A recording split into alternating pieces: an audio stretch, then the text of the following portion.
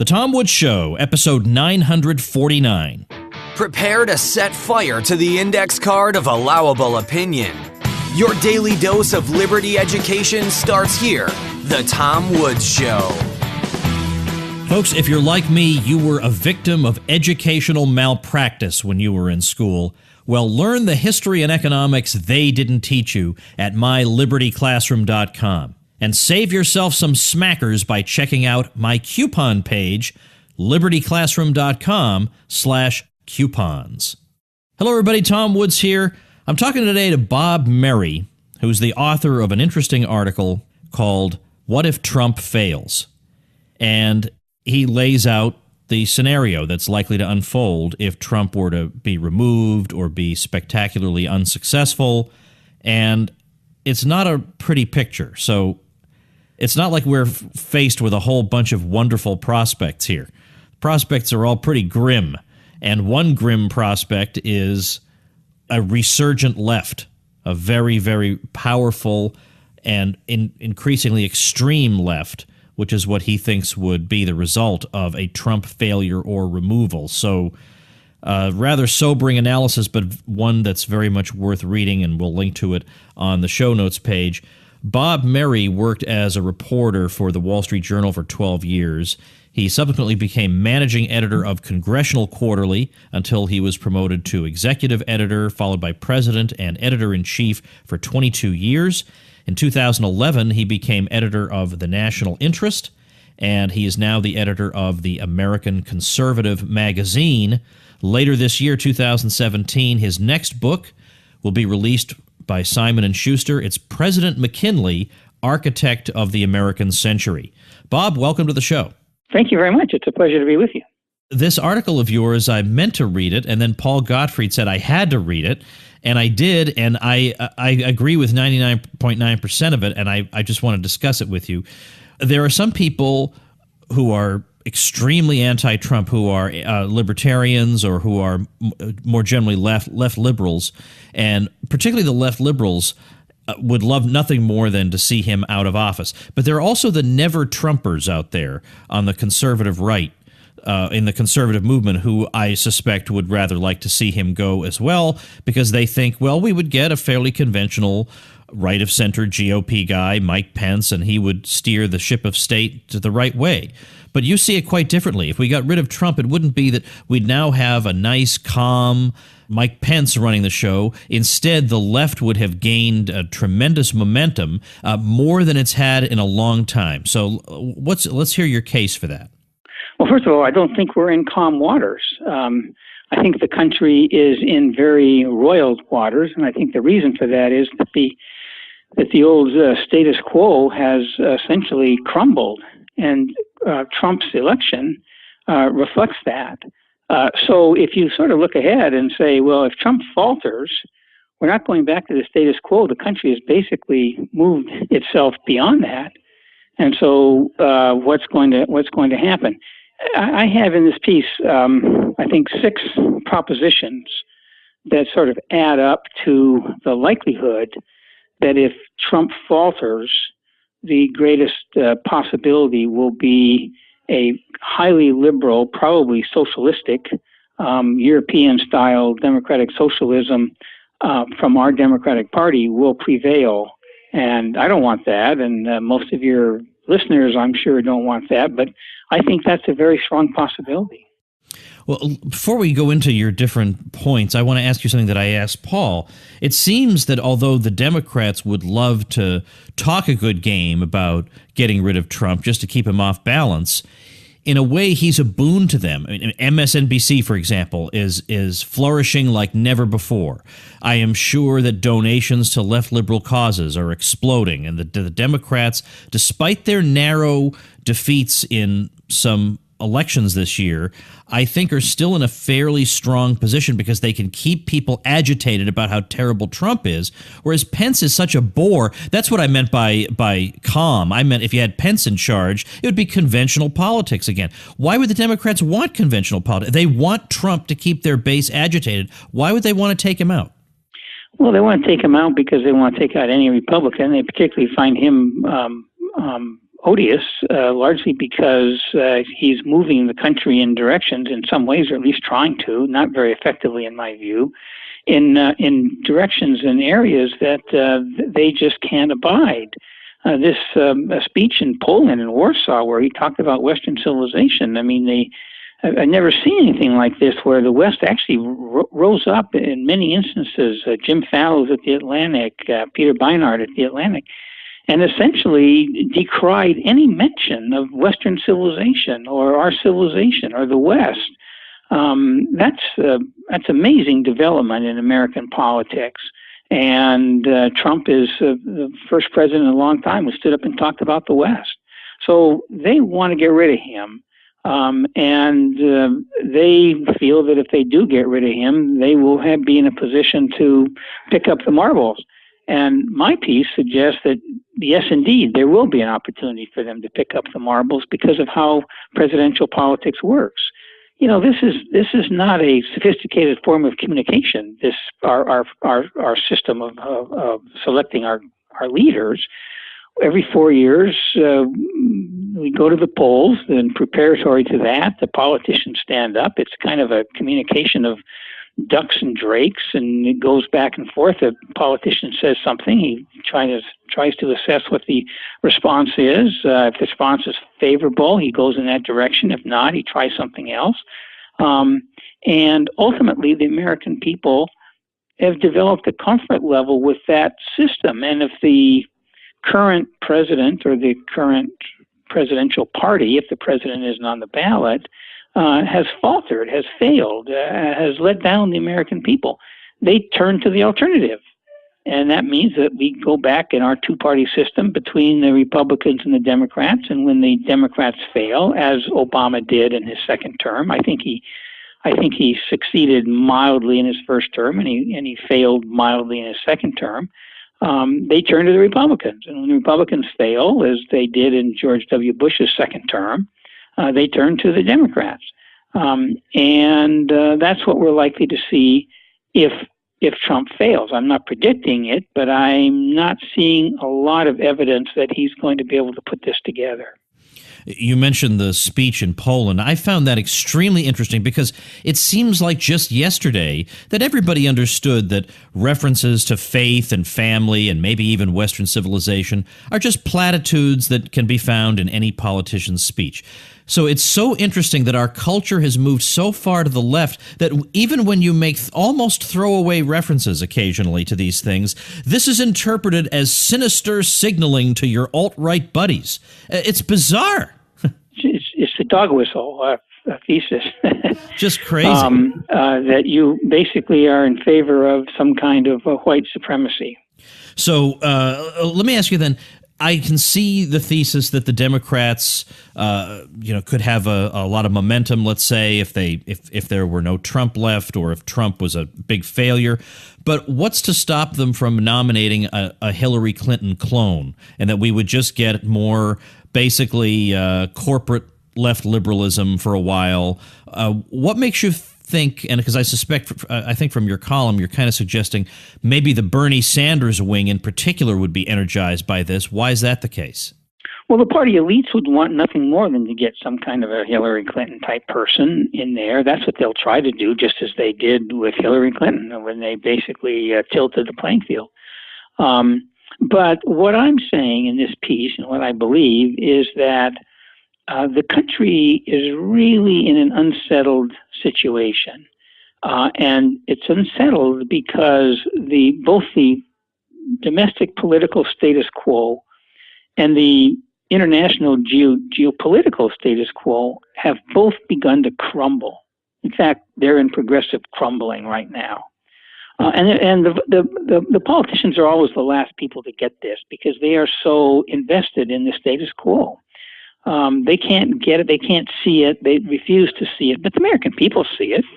And that's why they turned to Trump. I mean, just think of what happened in the Republican Party. You had all those candidates, all those conventional candidates, Jeb Bush. Everyone said, well, he's his to lose, which I kind of hate that phrase because it's so ridiculous, actually. But nevertheless, he's got the money, he's got the family connections, he's got the name, et cetera, et cetera, et cetera. And if it's not him, it'll be Marco or it'll be somebody. And then this guy Trump comes out of nowhere. He's disgusting in some of his rhetoric and some of his behavioral patterns, it appears. And yet the American people said, well, he's the only guy who's talking like he understands that we've got to move into a new direction. And so he basically blew away all those other candidates. That's going to happen in the Democratic Party in 2020, I believe. You say that, and there's no doubt about this, that there are a lot of Republicans out there who think that once this anomalous Trump is out of the way, we'll just go back to the old GOP, the way we used to be before Trump. We'll just pretend this unfortunate incident never occurred, and we'll just carry on as before. We'll just have some Marco Rubio-like guy who repeats a lot of slogans and talking points, and we'll go from there. Why is that not a plausible approach? Well, it ignores, I think, or it doesn't take into account sufficiently what happened in 2016. I think that the voters, not the party establishment certainly, the party establishment was aghast, but the voters basically said, we're tired of this. This is old-style politics.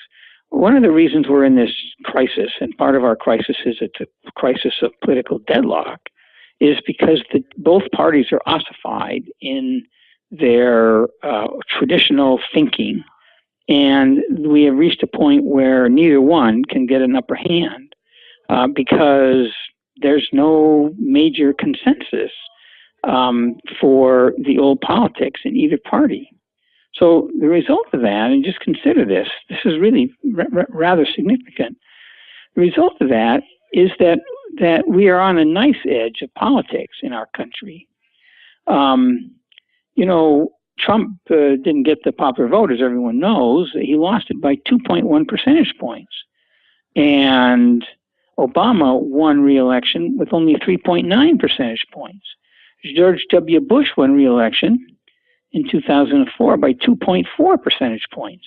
He won his election, or actually he lost in the popular vote, but he won his election. But the separation was 0.5 of a percentage point between George W. Bush and Al Gore in 2000. This tells you something. It tells you that the country is really on a knife's edge, and we can't move forward because we are at this political parity. And the American people understand, the voters of both parties understand, that we need new kinds of politics. We need to create new coalitions with new political dialectics, new clusters of issues that bust up this deadlock. And we're not going to get it from these status quo politicians. So I just think that those days are gone. So that question can come up, and it will come up between now and 2000, and that's where the analysis will be, and that's where the major political journalists will be, and all the Pauls and the politicos will be analyzing it in terms of the conventional, old-fashioned status quo politics. But it's dead. 2016 proved it in the Republican Party. 2020 is going to prove it in the Democratic Party. And at some point, we're going to get a successful president who is going to have a new breed of politics that's going to be able to bust up the old deadlock and move the country forward. You write in the article, any Democratic politician who hopes to have a chance at the nomination in 2020 will have to break with the old politics of identity pandering and condescension toward middle Americans. He or she will have to start with the daunting task of recapturing the American working class, still the bedrock of today's politics. Well, I think given Hillary's performance, given how uninspiring and awful of a person and candidate she was, her results were actually not bad in terms of sheer votes. They were not bad given everything against her. So it seems like their strategy of identity pandering is actually working pretty well. And all they would have to, so if they ever actually bothered to try to reach out to the American working class again, which they could do simultaneously, because it seems highly doubtful that very many of the other groups in the Democratic coalition are really going to be peeled off by the Green Party. When push comes to shove, they come back to the Democrats. All they have to do is reach out one small hand to the American working class to get them, and they can't bring themselves to do it. But my point is, even without doing it, they still seem absolutely dominant. So why would they? Dominant in the party or dominant in the country? They're certainly not dominant in the country. I don't see that. But the thing is, but you were saying we're on a razor's edge, right? So in other words, they've already got nearly half the country even before they're out of the gate. And then you have a highly unpopular Republican in office. They're doing all this without making an explicit appeal to the working class. Well, I think that's a static analysis. It sort of says that you can lock in what Hillary got in 2016 and build from there. And what I'm saying is that the country is in a state of political flux, and that isn't going to happen. But the other factor is that the identity politics constituencies of the Democratic Party are going to make it very, very difficult for the Democratic candidate using the old status quo politics to attempt to meld or graft some kind of outreach to the white working class upon the identity politics, because those constituencies of identity politics have become very riled up, and they don't want to hear it. There's a lot of anti-white sentiment among those people. I mean, think about this. Jesse Jackson, you think about the Rainbow Coalition. Remember when he ran in 1964 and 1968, talked about the Rainbow Coalition. I covered him a little bit. I was a political reporter for the Wall Street Journal. Wait, do you mean 1984 and 88? Oh, did I say 64? Yeah. I get confused on decades because I've been around so long. But 84 and 88, and so think about this coalition that he's talking about. It didn't really raise many eyebrows, but it's very significant. It included blacks, browns, yellows, reds, and women. So the Rainbow Coalition is basically everybody in America except for one group, white men. And who cared? I mean, white men didn't seem like they had to worry about it very much. They didn't see it as a threat. But by 2016, these white men, especially if they're in the working class or sort of middle class, saw themselves as extremely beleaguered, and they were. And they understood what this was all about. So I don't think the Democratic Party that's going to be a Democratic Party that's going to be based on the old constituencies, identity politics, is going to get very far in the primaries in 2020, and if they try it, it's going to be increasingly difficult for them. But I still believe that presidential politics are essentially based on referendums, which is a product of the performance of the incumbent or the incumbent party. And so, if Trump falters and fails, I think the Democratic Party will win whatever it puts together. What does success look like for Trump? Well, I think that he's going to have to show that he can get legislation through that's going to affect people's daily lives. I think he's going to have to get some significant economic growth going, which we hadn't had under 8 years of Obama. He's going to have to address the needs and concerns of the working class Americans. His policies are going to have positive results. You can say, okay, he's got a different view on trade. Fine. William McKinley had a different view on trade, but economic growth during his time was tremendous. So it's possible, but it's got to work, and he's got to make it work. And that's where the hard part comes. Obama never really quite made it work. He made it work maybe to some mild extent in his first term. Same with George W. Bush. The problems of the Bush presidency the chickens carrying those problems hadn't come home to roost by the time he faced the voters for re-election in 2004, but they came home to roost big time by 2008.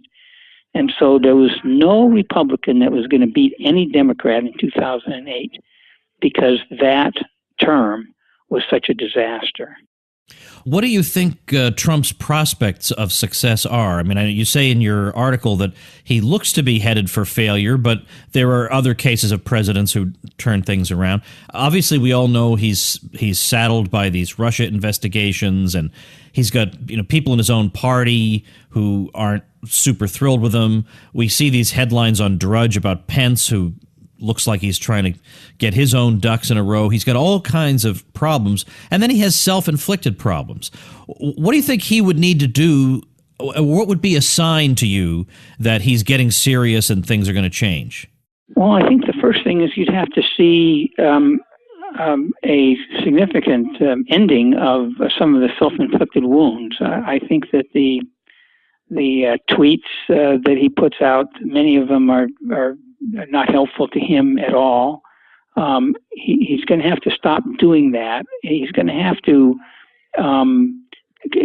continue to do like what he did during his Warsaw speech, where he talks in very broad and very eloquent terms on very major matters that are facing the country.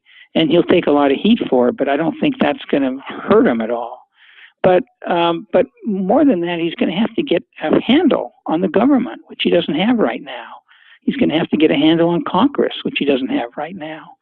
And I don't know what that means, but it means that he's going to have to do whatever he has to do in order to get legislation that is going to conceivably move the country forward, generate economic growth. And then I also think he's going to have to move the country away from some of the trajectories we're on right now that are leading to increasingly turbulent times in foreign policy. And he wants to establish a closer relationship with Russia. I endorse that. I think he should. But it's very difficult for him because of this investigation, this whole series of investigations. But we've also got this relationship with Iran. He's got people around him who basically see Iran as the font of all evil in the Middle East. I think that's wrong, and that can be very dangerous. He's got this awful Korea situation, which I don't even pretend to have a idea of how to solve that, but it's got to be dealt with very delicately. So he's got a lot of challenges, and I wouldn't, there aren't many presidents who have sort of faced the kinds of challenges that he has. But all that means is that he's going to have to deal with them. The great presidents did. Reagan had tremendous challenges and dealt with them brilliantly. Lincoln had huge challenges and somehow managed to get through it. So that's what great presidents do. Well, I guess time will tell what's going to happen, but it's pretty rough. I mean, the media, the thing is, the whole thing with the media, it's true that he really does rally his base when he fights back against them. But I wonder, what really matters for Trump, as for any president in this divided America, is the state of opinion of the independents. And I'm not so sure how independent voters feel about such a confrontational president with the media. I mean, to me, that's his best quality, but I'm not the typical independent voter, so to speak. Well, on Inauguration Day, his approval rating among independents was 42%, and right now it's fluctuating between 31 and 34%. And that's devastating. He can't sustain that. He's going to have to conduct himself in ways and show success sufficiently that he brings those people back towards him. And he's going to have to get more than 42% among independents if he wants to be reelected. Well, I'm going to recommend that people check out your piece, What If Trump Fails? I've linked to it at tomwoods.com/949. Tell me about, before we wrap up for today, tell me about your position with the American Conservative magazine, and tell me about the magazine a bit, because you are a relatively recent addition to the magazine. Yeah, I became editor of the American Conservative in November. I was on the board, and the organization found itself without an editor, and they asked me to take over. I was very pleased to do it. I'd actually retired from Washington. I'd spent 40 years here, working for the Wall Street Journal, covering politics and Congress and the White House and many other things. And then I was a executive, including CEO of Congressional Quarterly for 22 years. And then my company, CQ, got sold to The Economist of London, and I was promptly unhorsed. And so I was editor of the National Interest magazine for a couple of years. And then I sought retirement. I moved out to the Northwest where I grew up, but built a retirement home on Puget Sound. But kept a condo in Washington because I love it here. I get my excitement in Washington and my serenity in Washington State. So I'm now kind of commuting and running the American Conservative. I will say this about the magazine: I'm very proud of it, and I've been a great admirer of it for a long time. My predecessor, Dan McCarthy, was a brilliant editor, and what we try to do is, number one, we look at foreign policy from a conservative perspective that believes in realism and restraint, not the neocon idea that we need to go out into the world in search of monsters to destroy and remake countries in our own image and supplant our cultural sensibilities over those of the indigenous populations, as we did in Iraq, for example. And as, in fact, we're trying to do in Afghanistan. We're against that. We're very much against what we call crony capitalism, or the idea that government enters into cozy relationships with business. And so we rail against that. And beyond that, we try to be a big tent for conservatives, traditional conservatives, and libertarians and religious conservatives and others who are interested in the preservation of our Western heritage and our Western ideals. So that's what we stand for, and our motto, which I'm also very proud of. I can't claim any authorship of it, but it's ideas over ideology and principles over party. So we stand as an independent conservative voice. Well, the website, of course, is theamericanconservative.com. People can check it out. And, of course, as I say, your article I'm linking to specifically at tomwoods.com/949. Well, thanks, Bob, and continued good luck with the magazine. Tom, thank you so much. It's a pleasure being with you. All right, everybody. Here's an interesting site to bring to your attention. Here's a site from Pat McGeehan, who is a West Virginia legislator. And you're going to want to hear about this because it's a very interesting story. Pat spent his first 2 years in the legislature frustrated, angry, and discouraged. He took a 2-year break where he discovered the philosophy of Stoicism, and he applied it to his life. He went back to the West Virginia legislature and applied Stoicism. And he wound up going from the lone no vote to creating a Liberty caucus and even getting kicked out of the Republican caucus. And according to his book, by applying advice he developed from Stoicism, he's been integral to defeating forced pooling, passing medical marijuana, passing constitutional carry, repealing Common Core, defeating a tax increase, stopping drug war laws, removing nonviolent felonies from criminal records, cutting the budget, and protecting speech. And these are all laws that would otherwise have breezed through with bipartisan support. So he wrote a book called Stoicism and the State House to provide perspective and advice to liberty politicians and activists, though the advice pretty much goes well with anyone living a principled life, according to people who have read it. Ron Paul gives it a shining endorsement. So check out stoicismandthestatehouse.com. Pat's a good man, and I think you'll be interested to find out more about him. So stoicismandthestatehouse.com is the listener website mentioned for today. And get yourself some nice publicity like this and many other really great benefits that are going to give you an unfair advantage out of the gate if you're intending to start a website. So before you even start it, check out tomwoods.com/publicity for all your neat benefits. And I just redid the little step-by-step video that I have up there because the old one had gone out of date, so I made a brand new one for you over at tomwoods.com/publicity. All right, that's it for today. See you later. Become a smarter libertarian in just 30 minutes a day. Visit tomwoods.com to subscribe to the show for free, and we'll see you next time.